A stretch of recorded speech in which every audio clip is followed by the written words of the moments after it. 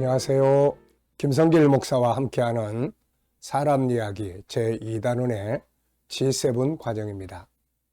이 시간은 전 시간에 이어서 제4-4회 신앙 SQ가 발전했던 성경의 인물들을 우리가 살펴보고 있는데요. 네 번째로 요셉에 관한 이야기를 좀 하겠습니다. 자, 우리가 SQ는 총 6가지로 이루어져 있는데 그 중에 첫 번째가 신앙 SQ입니다. 하나님과의 관계를 갖는 영성이죠. 그래서 우리가 성경 속에 성경의 인물들 가운데도 보면은 하나님과의 이 SQ가 발전했던 사람들도 있고 또 하나님과의 관계가 완전히 사라져버린 가인과 같은 또 사람들도 많이 있습니다. 그 중에서 하나님과의 관계, 이 신앙 SQ가 아주 발전했던 사람들은 어떻게 살았고 어떤 모습으로 나타나는지 우리가 살펴보고 있어요. 아브라함, 이삭, 또 야곱, 그리고 이 시간에는 요셉에 관한 이야기입니다. 자, 59쪽을 한번 보죠. 우리가 잘 아는 바와 같이 요셉은 야곱의 사랑했던 아내 라헬의 아들로 순서적으로는 11번째의 아들이죠. 아버지의 사랑을 독차지했던 요셉은 어느 날 형제들에게 미움을 받아 애굽의 노예로 팔려가게 됩니다. 그런데 노예로 팔려간 이 소년 요셉은 13년 만에 그 거대한 제국, 애굽, 이집트의 30살의 총리가 됩니다. 어떻게 이런 일들이 일어날 수 있을까요? 자, 17살에 노예로 팔려간 한 소년이 13년이 지난 30살에 애굽의 총리가 됩니다. 그 애굽의 총리가 된 이런 배경에는 어떤 일들이 있었을까요? 과연 천재적인 아이디어를 가지고 했을까요? 아니면 인간관계가 좋았을까요? 다시 말하면 IQ, EQ가 아니고 바로 하나님과의 관계 속에서 이 사건이 이런 일들이 이루어졌다. 그런 이야기죠. 그래서 이 신앙 SQ가 결국 17살에 노예로 팔려간 소년을 13년이 지난 나이 30살에 애굽의 총리가 되게 했다는 겁니다. 물론 여기에는 IQ 쪽도 들어가 있고 EQ 쪽도 들어가 있죠. 형제들을 원수로 갚지 않는 거라든지 보디발 장군 집의 아내에게 나중에 안갚음을 하지 않은 거라든지 이런 게 전부 EQ의 과정이에요. 근데 이런 것들이 다 요셉이 총리가 되고 나서 하나님의 뜻을 깨닫고 그 속에서 이런 것들이 다 이루어진 거죠. 이게.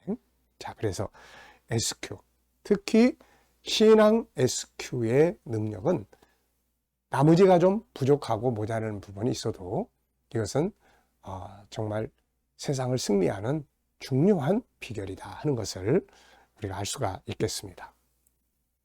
자, 1번 요셉의 탁월한 신앙 SQ.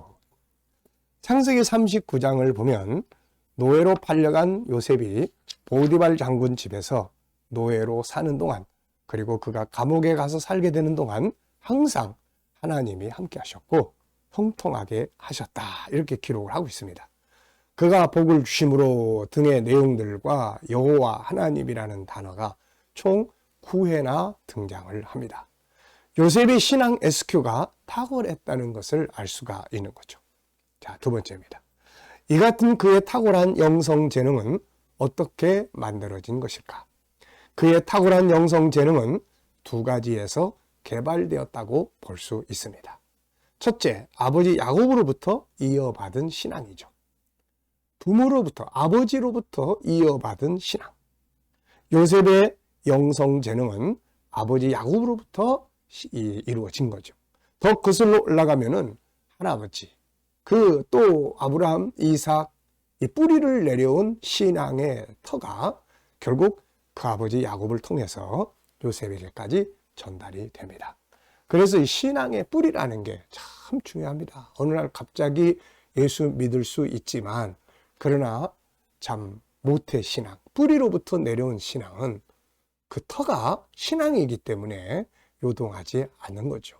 잠깐 곁길로 갔다 하더라도 기독교가, 종교가 뭐예요? 그러면 이들은 다 저는 기독교예요. 이렇게 이야기를 합니다. 자, 그래서 이 뿌리로부터 내려오는 신앙, 우리 믿는 부모들이 자녀들에게 신앙을 유산하는 것이 정말 중요한 일이다. 어느 땐가 힘들고 어려울 때 세상을 이기는 힘과 능력이다. 두 번째는 자기 스스로가 발전시킨 능력입니다. 사실 이 부분이 높이 평가받을 만하죠. 그가 노예로 팔려간 애굽은 우상의 나라입니다. 보디발 장군 집에 그는 노예로 살던 사람이에요. 노예가 자기 마음대로 신앙생활을 할 수 있었겠는가? 그리고 주변에 교회도 없고 아버지 같은 신앙의 리더자도 없었던 속에서 그가 하나님과 함께 소통하고 함께 할 수 있었던 것은 그 스스로의 이것의 중요성에 대한 인식과 함께 이것을 위해 노력했음을 보여줍니다. 하나님과 소통을 위해 시간을 만들고 마음의 성전을 만들고 하나님과 소통하고 그분을 의지하며 살았던 거죠. 자, 그가 고백한 하나님과의 관계는 다음과 같습니다. 보디발 장군 아내의 유혹을 받을 때 그는 내가 어떻게 하나님 앞에서 죄를 씻느냐. 하나님이 그 마음속에 살아 계신 거죠. 꿈 해석에 대해 설명할 때도 이 꿈은 내가 해석하는 게 아니라 하나님이 하실 겁니다. 이렇게 이야기를 하죠. 애굽에서 성공하여 복을 누릴 때도 하나님이 내가 수고한 땅에서 거두게 하셨다. 나중에 형제들을 만났을 때도 창세기 45장 5절로 8절을 보면은 나를 이곳에 팔았다는 것 때문에 두려워하지 마세요. 두려워하지 마세요. 하나님이 나를 이곳에 먼저 보냈습니다. 아버지에게 자녀들을 소개할 때도 하나님이 내게 주신 자녀들입니다. 아버지 이삭이 죽음 위에 두려워하는 형제들을 위로할 때도 아버지 야곱이 죽은 이후에 그 형제들이 두려워했죠.